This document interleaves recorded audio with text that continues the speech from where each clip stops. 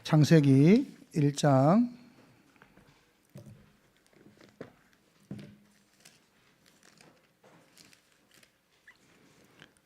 26절에서 28절까지 창세기 1장 26절에서 28절까지 합독하겠습니다. 하나님이 이르시되 우리의 형상을 따라 우리의 모양대로 우리가 사람을 만들고 그들로 바다의 물고기와 하늘의 새와 가축과 온 땅과 땅에 기는 모든 것을 다스리게 하자 하시고, 하나님이 자기 형상 곧 하나님의 형상대로 사람을 창조하시되 남자와 여자를 창조하시고, 하나님이 그들에게 복을 주시며 하나님이 그들에게 이르시되 생육하고 번성하여 땅에 충만하라. 땅을 정복하라. 바다의 물고기와 하늘의 새와 땅이 움직이는 모든 생물을 다스리라 하시니라. 아멘. 우리가 지난 주일날 생명 존중 주일로 지켰습니다. 영상을 보면서 그 영상의 결말이 교회가 희망이다, 이런 내용이었습니다. 이 시대가 가지고 있는 여러 가지 반생명주의라고 할 수 있는 안락사나 낙태, 비혼과 저출산, 동거문화, 또 가정의 붕괴, 또 이런 묻지마 살인 등과 같은 이러한 문제를 나열하고 이런 시대를 살아가고 있는데, 왜 마지막 결론을 교회가 유일한 대책이고 유일한 희망이다 이렇게 말을 했을까? 여러분, 왜 교회가 유일한 희망이 되겠습니까? 오늘 저는 우리의 창조를 따라서 왜 교회가 희망인가를 함께 나누고자 합니다. 읽었던 본문의 내용은 천지 창조의 내용입니다. 여섯째 날 하나님은 사람을 만드셨습니다. 26절에 보니까 하나님이 사람을 만드실 때에 하나님의 형상을 따라 만드셨다, 이렇게 말씀하고 있습니다. 그래서 모든 사람은 다 하나님의 형상입니다. 형상이라는 것은 여러분 모두가 하나님과 닮았다라는 것을 말합니다. 우리가 지금까지 하나님의 형상이다라고 할 때에 이 형상의 의미를 신학적으로 말할 때에는 인간만이 가지고 있는 이성, 그리고 인격, 그리고 윤리적인 것들, 이런 것들이 바로 하나님의 형상, 하나님을 닮은 것이다 라고 이해해 왔습니다. 저도 이 전통적인 견해를 따르고 있는 사람입니다. 그러나 여기에 하나 더 우리가 생각해야 될 것은, 모세가 이 모세오경을 기록할 때, 고대 근동시대에 이것을 기록할 때에 모세와 그리고 이것을 읽는 독자가 되는 이스라엘 백성들은 하나님의 형상에 대해서 어떤 이해를 가졌을까? 고대 근동 사람들은 이 형상이라는 단어를 들을 때에는 그들에게는 이것이 물리적인 조각상으로 이해했습니다. 다르게 말하면 신의 형상을 따라 만든 신상으로서 이해한 것입니다. 하나님의 형상을 어떤 내면적인 것만을 생각한 것이 아니라 외적으로, 신체적으로 보여지는 모습으로 하나님의 형상이라는 단어를 이해했다는 것입니다. 창세기 5장 3절 함께 읽겠습니다. 아담은 130세에 자기의 모양 곧 자기의 형상과 같은 아들을 낳아 이름을 셋이라 하였고, 아담의 형상을 닮은 아들 셋이다, 이렇게 말을 합니다. 여기서 형상은 내면적인 것을 말하겠습니까? 아빠의 기질이네, 아빠의 성품이네, 이것을 말하겠습니까? 아니죠. 신체적인 닮은 것을 말하는 것입니다. 여기서 사용되는 형상과 창세기 1장 26절에 사용되는 형상은 동일한 단어를 사용하고 있습니다. 동일한 단어가 다른 의미로 사용될 수 없지요. 그래서 하나님의 형상이라고 말할 때에는 이 단어 안에는 물리적인 조각상이라는 말이 들어있다는 것입니다. 하나님께서 인간을 만드실 때에 하나님이 직접 자기의 상을 만드신 것입니다. 그것이 인간이다, 그것이 사람이다, 이렇게 말을 하고 있는 것이지요. 우리가 축복성에 보면 이런 찬양이 있습니다.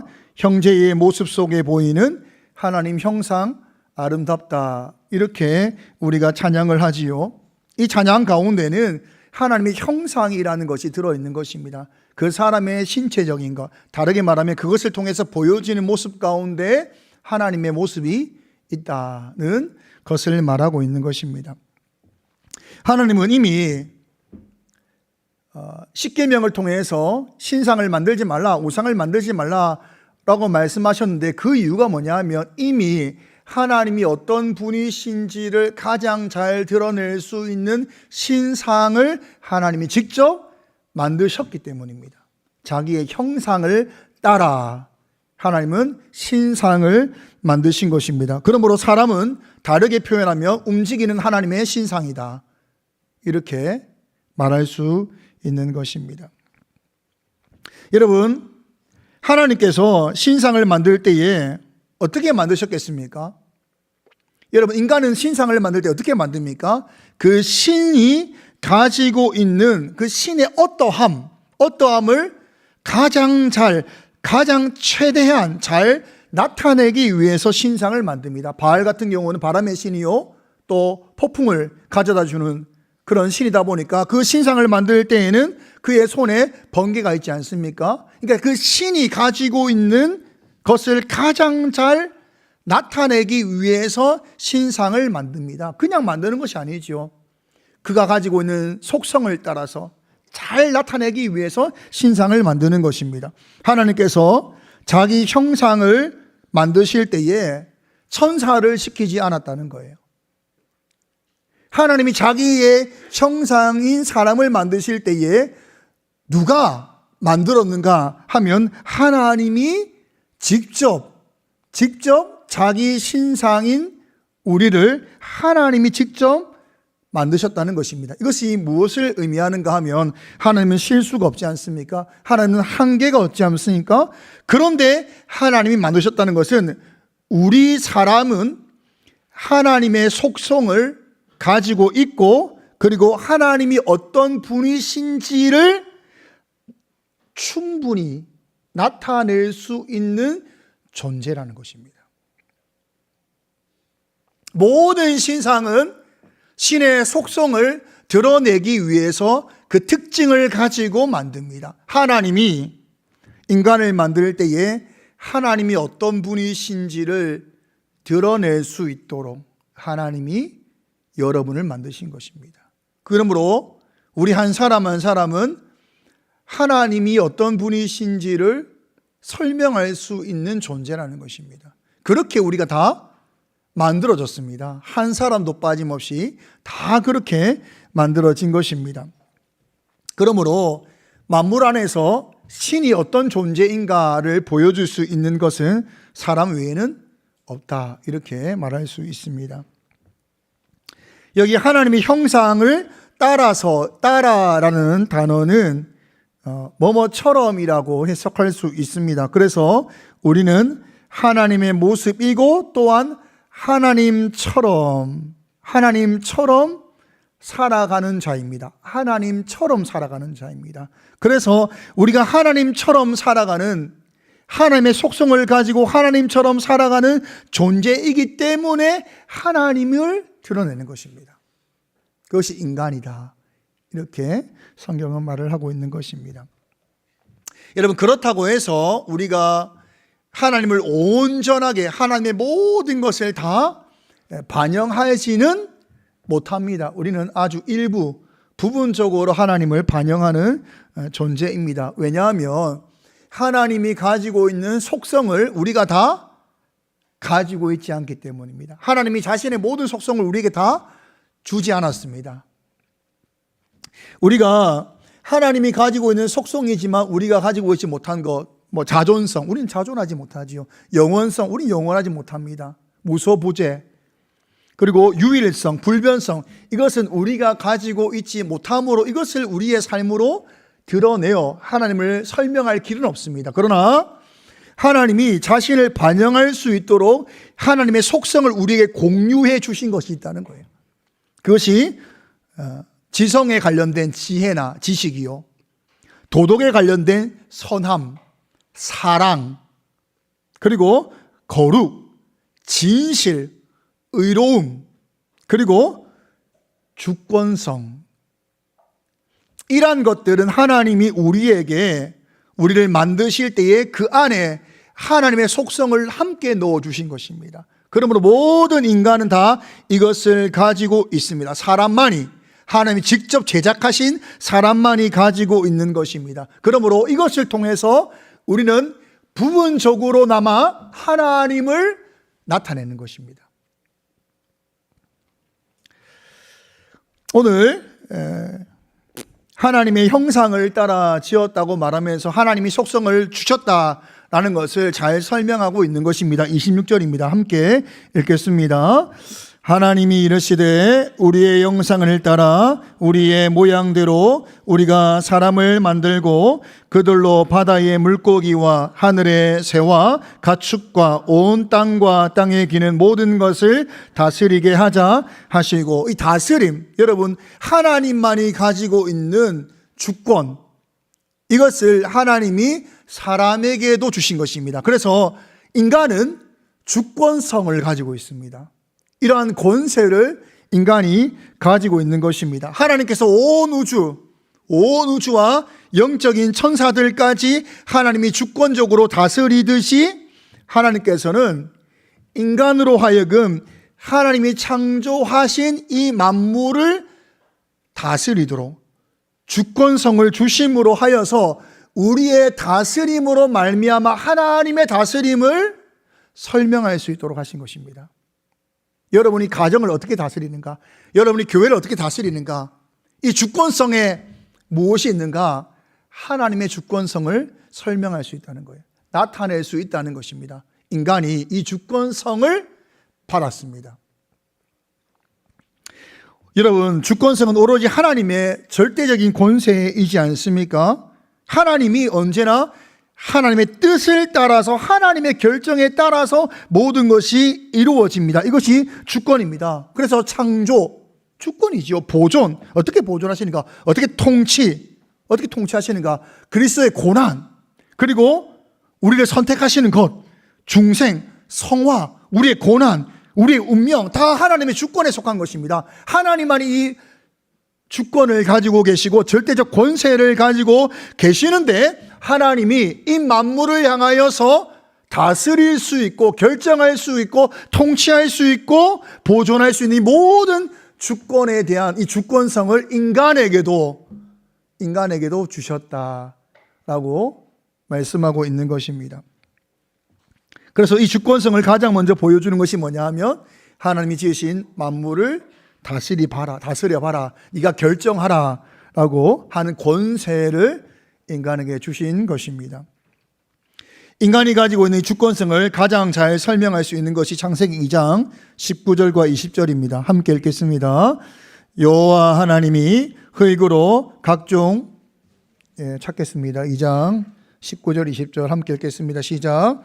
여호와 하나님이 흙으로 각종 들짐승과 공중의 각종 새를 지으시고 아담이 무엇이라 부르나 보시려고 그것들을 그에게로 이끌어 가시니 아담이 각 생물을 부르는 것이 곧 그 이름이 되었더라.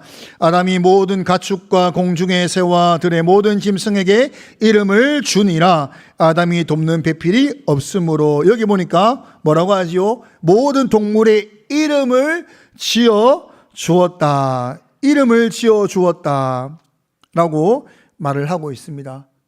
이름을 지어준 대로 어떻게 됩니까? 그 이름대로 결정된 것입니다. 이것은 주권성입니다. 이 주권성을 어떻게 지금 잘 묘사하는가 하면, 하나님이 만물을 지을 때에 그 이름을 지으신 것처럼 묘사하고 있다는 거예요. 창세기 1장 3절에서 5절입니다. 함께 읽겠습니다. 하나님이 이르시되 빛이 있으라 하시니 빛이 있었고 빛이 하나님 보시기에 좋았더라. 하나님이 빛과 어둠을 나누사 하나님이 빛을 낮이라 부르시고 어둠을 밤이라 부르시니라. 저녁이 되고 아침이 되니 이는 첫째 날이니라. 하나님께서 어떻게 했죠?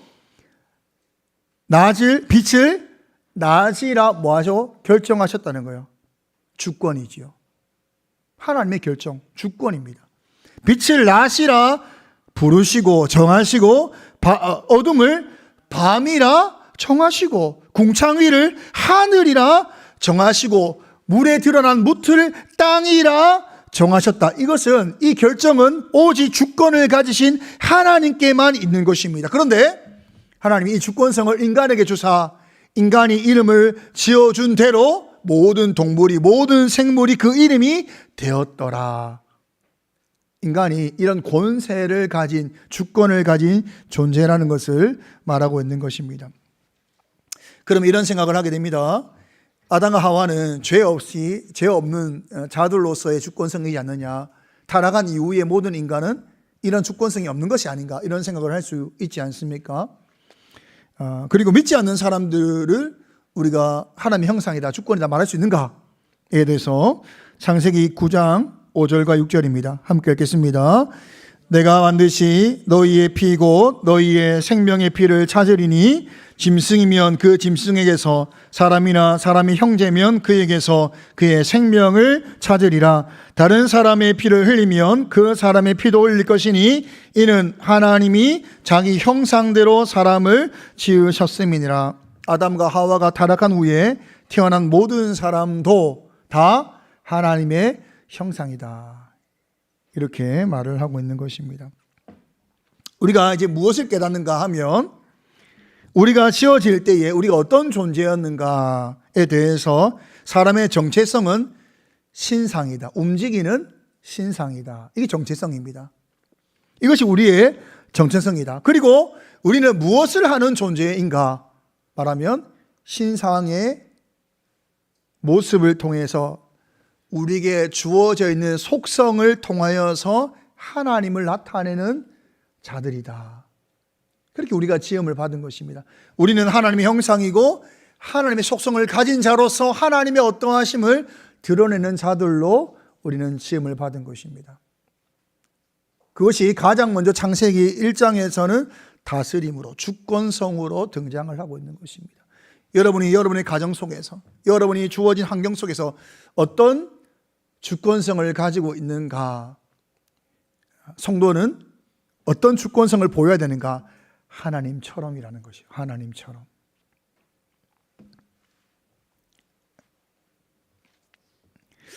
여러분, 그러나 문제는 무엇입니까? 모든 사람이 다 하나님의 형상으로 하나님의 속성을 가지고 있는데 문제는 무엇인가 하면 타락한 인간은 정체성은 변함이 없죠. 하나님의 형상이고 속성을 가지고 있다라고 하는 이 정체성은 변함이 없지만 그러나 타락한 인간은 하나님의 속성을 그의 삶에서 드러내지 못한다라는 것입니다. 창조의 목적, 자신의 정체성을 반영하지 못하는 삶을 살고 있다. 이렇게 말을 할 수 있는 것입니다. 조금 어려운 내용이 쭉 이어졌습니다. 두 가지를 먼저 정리하겠습니다. 첫 번째는 모든 사람은 다 하나님의 형상이다. 두 번째는 모든 사람은 다 하나님께서 사람에게 주신 하나님의 속성을 가지고 있다. 이건 모든 사람입니다. 모든 사람. 성도도 이런 속성을 따라서 하나님의 주권성을 가지고 부분적으로만 가지고 있고, 그리고 믿지 않는 사람들도 이런 주권성을 가지고 있습니다. 근데 모든 사람은 통치, 보존, 다스림, 또 창조 다 하고 있지 않습니까? 왜요? 인간에게 주신 주권성 때문입니다. 그럼 모든 인간들은 이 주권성을 가지고 있죠. 그러므로 모든 사람은 자유로운 선택과 결정을 할 수 있는 존재인 것입니다. 이제 다시 처음으로 돌아와서 왜 교회가 희망이고 왜 성도가 이 땅의 희망인가 하면, 하나님께서 만물을 만드실 때에 그 만물은 다 하나님 보시기에 좋았더라. 이 완전한 창조였다는 겁니다. 이 완전한 창조를 하나님은 인간에게 주권성을 주심으로 다스리라 말씀하셨다는 거예요. 하나님이 완전한 창조인데 이 완전한 창조를 충분히 다스릴 수 있는 존재로서 우리를 만드셨고 충분히 다스릴 수 있는 속성을 우리에게 주셨다라는 것입니다.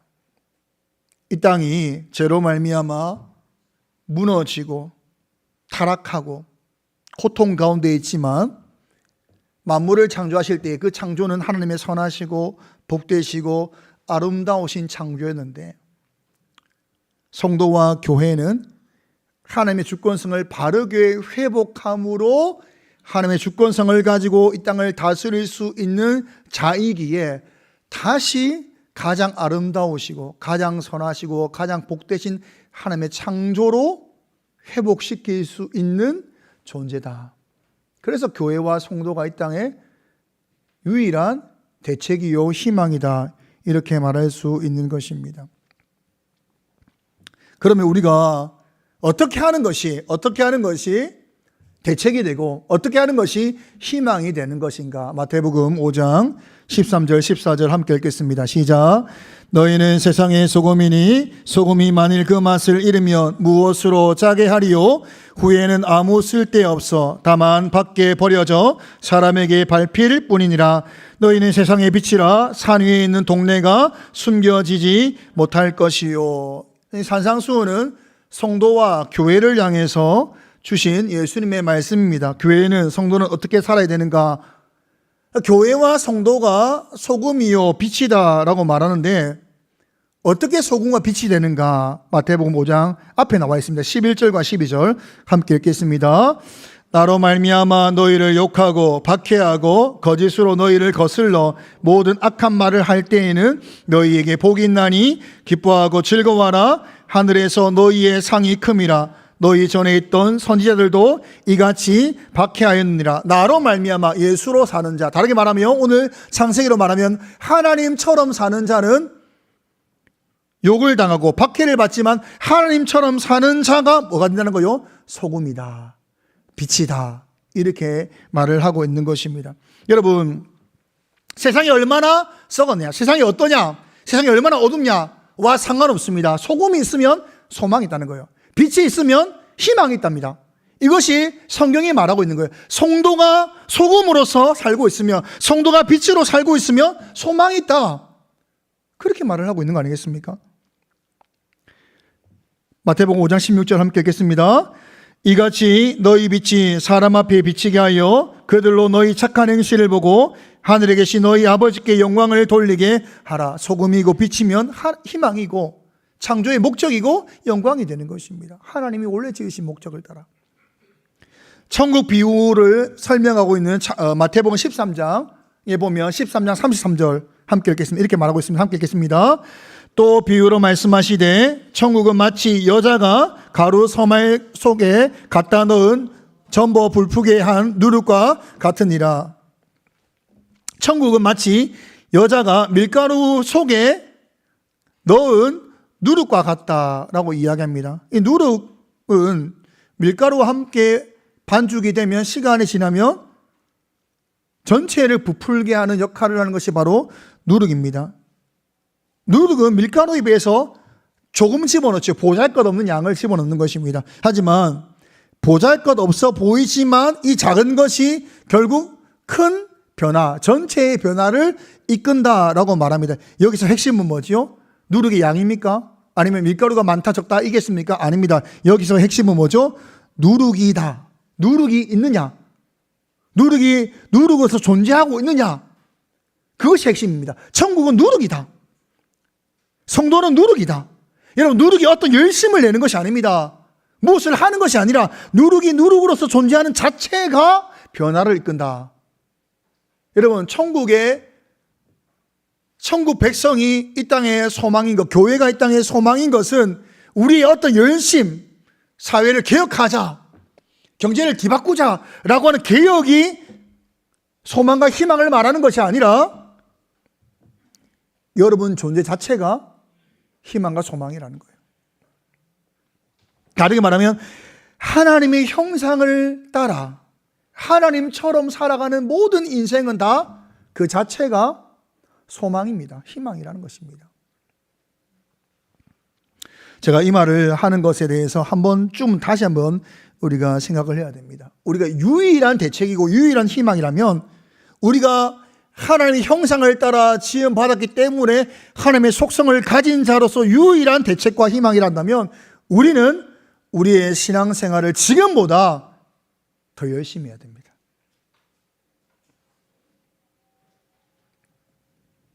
유일하다는 것은 다른 대안이 없는 거 아니겠습니까? 유일하다는 것은 다른 대책이 없는 거 아니겠습니까? 그렇다는 것은 성도로 부름받은 사람들은 하나님처럼 사는 것이 우리의 책임입니다. 선택이 없습니다. 책임으로 주어져 있다라는 것을 우리가 기억해야 되는 것입니다. 우리의 삶이 하나님의 선하시고 하나님의 복되시고 하나님의 아름다우심을 우리가 우리의 삶을 통해서 나타내는 자입니다. 그래서 교회와 성도가 이 땅에 유일한 희망이다, 이렇게 말할 수 있습니다. 이번에 미국 대선이 이제 치러지면서 트럼프의 당선이 이제 거의 확실히 당선된 거죠. 된 걸로 보고 있습니다. 근데 당선의 여러 가지 이제 이유 중에 하나가 보수 기독교의 지지를 받았습니다. 보수 기독교. 왜 보수 기독교가 트럼프를 지지했는가? 트럼프가 좋은 신앙의 사람이다, 이런 것을 말하는 것이 아닙니다. 트럼프의 공약 가운데 무엇이 있었냐면 반동성애가 있습니다. 반동성애. 미국이 동성애를 옹호하는 쪽으로 많이 치우쳐 있었거든요. 인본주의와 인간의 주권을 강조하는 가운데서 권리를 강조하다 보니까 동성애 옹호 쪽으로 많이 치우쳐 있는 사회였는데, 트럼프가 이번에 반동성애에 대한 것들을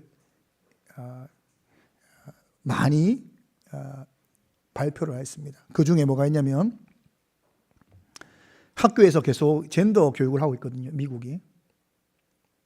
그거를 금지하겠다. 가르치는 학교는 벌금을 때리겠다.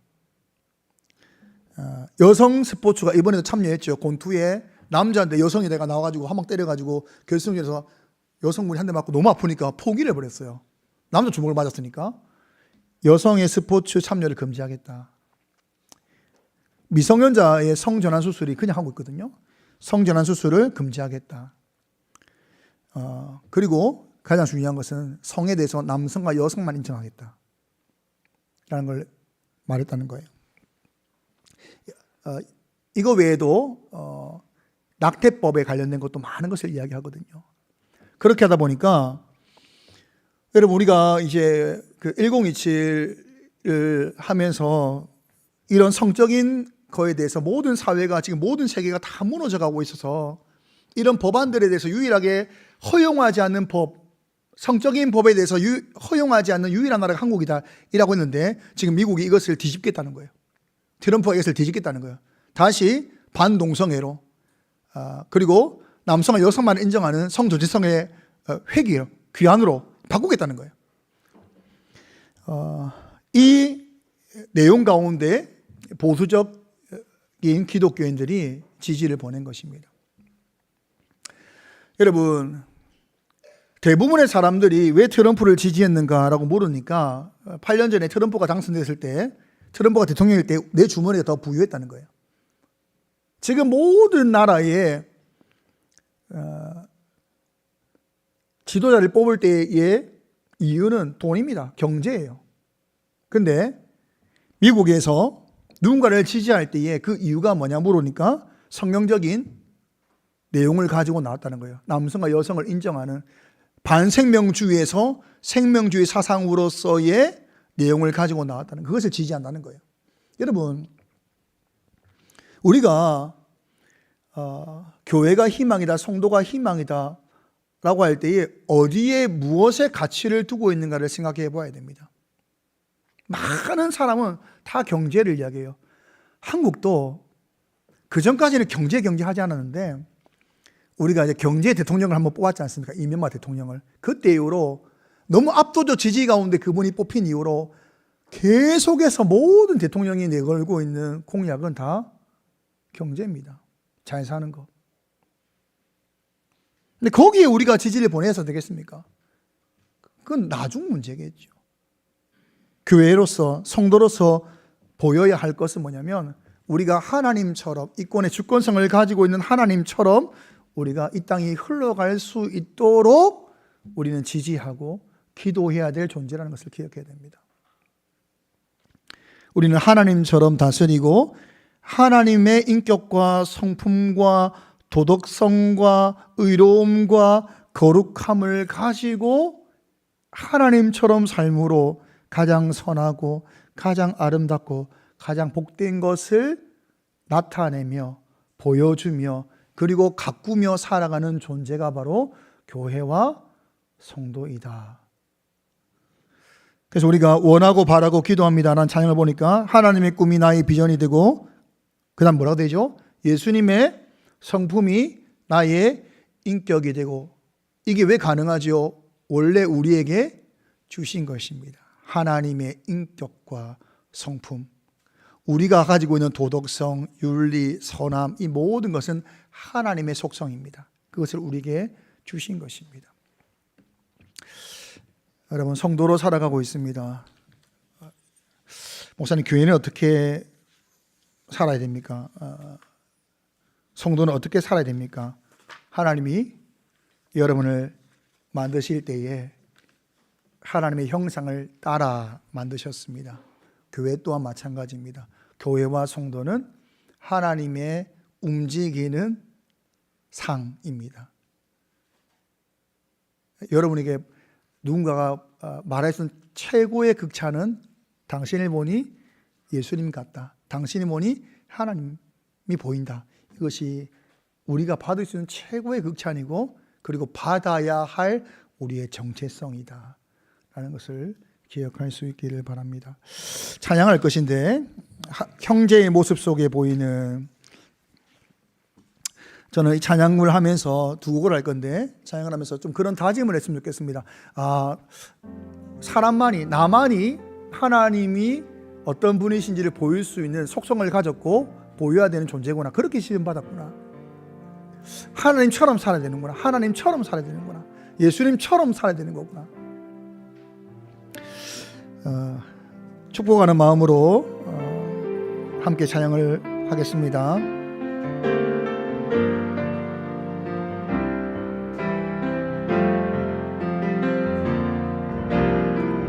형제의 모습 속에 보이는 하나님 형상 아름다워란 존귀한 주의 자녀 됐으니 사랑하며 섬기리. 자매의 모습 속에 보이는 자매의 모습 속에 보이는 하나님 형상 아름다워라 존귀한 주의 자녀 됐으니 사랑하며 섬기리. 우리의 모임 중에 임하신 우리의 모임 중에 임하신 하나님 영광 아름다워라 존귀한 왕이 여기 계시니 사랑하며 섬기리. 여러분, 하나님의 속성을 가진 자이기 때문에 사랑도 어떻게 사랑해야 되는가? 하나님처럼 사랑해야 됩니다. 하나님처럼. 사랑의 송가를 부를 때에 우리가 성경을 통해서 우리는 이제 예수님으로 말미암아 구원을 받았고 또 성령을 통해서 하나님처럼 산다는 것이 뭔지 알잖아요. 하나님 어떤 분이신지 말씀해 주셨기 때문에 하나님처럼 살 수 있지 않습니까? 이 시간 사랑의 송가를 부를 때에 계속해서 오늘 좀 다짐을 했으면 좋겠습니다. 이런 사랑으로, 이런 섬김으로 내가 사랑하겠다, 섬기겠다, 이런 마음을 가지고 함께 찬양했으면 좋겠습니다.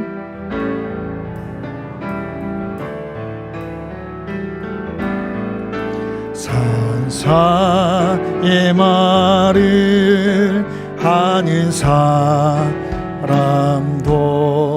사랑 없으면 소용이 없고 심오한 진리 깨달은 자도 울리는 징과 같네. 하나님 말씀 전한다 해도 그 무슨 소용 있나. 사랑 없으면 소용이 없고 아무것도 아닙니다. 진리를 보고 기뻐합니다. 진리를 보고 기뻐합니다.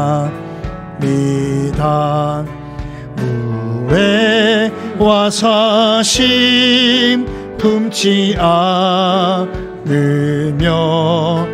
모든 것 믿고 바라는 사랑 모든 것 덮어주네.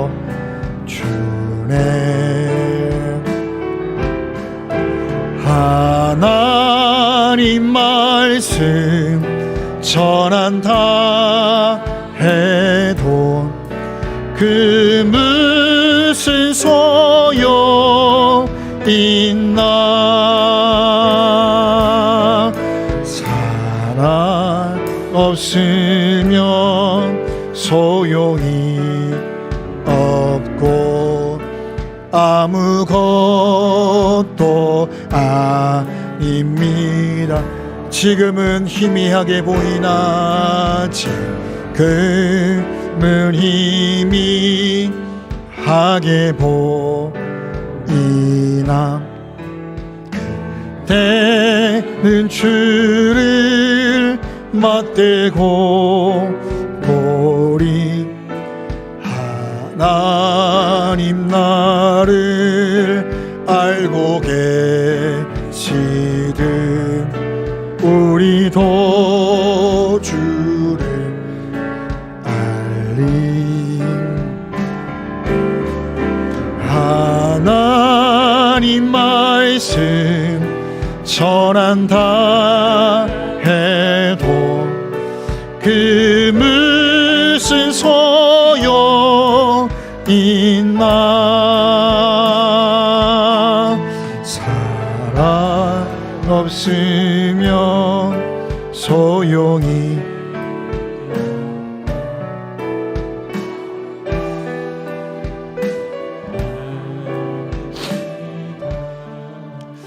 여기 3절의 가사에 보니까 하나님이 나를 알고 계시듯 우리도 주를 안다.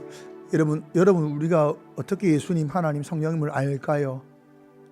같은 속성을 우리에게 주셨기 때문에 그것을 가지고 하나님처럼 살면 하나님 이런 분이시구나, 이런 사랑으로, 이런 은혜로 이렇게 우리를 돌보시고 인도하시는구나. 주님이 그렇구나. 알 수밖에 없죠. 알 수밖에 없습니다. 그렇게 지음 받았습니다. 이 시간 기도할 때 저는 생명전도주의를 보내면서 계속 이런 생각을 했던 것 같아요. 왜 교회가 유일한 희망이며 대책일까? 유일할 수밖에 없는가? 다른 대안은 왜 없는가? 하면 하나님이 만드신 이 창조를 하나님이 하나님의 형상된 사람을 통해서 그에게 주권을 주사 다스리게 하셨기 때문입니다. 그리고 예수로 말미암아 구원받은 자, 회복되는 자, 주의 뜻대로 하나님의 뜻대로 사는 자, 그 주권성을 쓰는 자가 다시금 하나님의 창조의 그 아름다우심과 선하심을 나타낼 수 있다는 겁니다. 여러분, 우리가 참 많은 책임을 지고 있습니다. 어떻게 이 주권을 가지고 다스릴 것인가, 예수님의 성품으로 우리가 살아갈 것인가, 다 우리의 책임이지 않습니까? 우리는 누룩이고 빛이고 소금입니다. 우리의 존재 자체가 희망이고 소망인 것입니다. 이 시간 기도할 때 하나님, 나에게 허락하신 하나님의 속성을 따라서 하나님의 선하심과 복되심과 아름다우심을 나의 삶 가운데 잘 나타낼 수 있도록 나의 인격과 성품과 하나님 모습과 생활과 모든 것들이 하나님을 드러내며 나타낼 수 있도록 인도해 달라고 이 시간 함께 기도하겠습니다.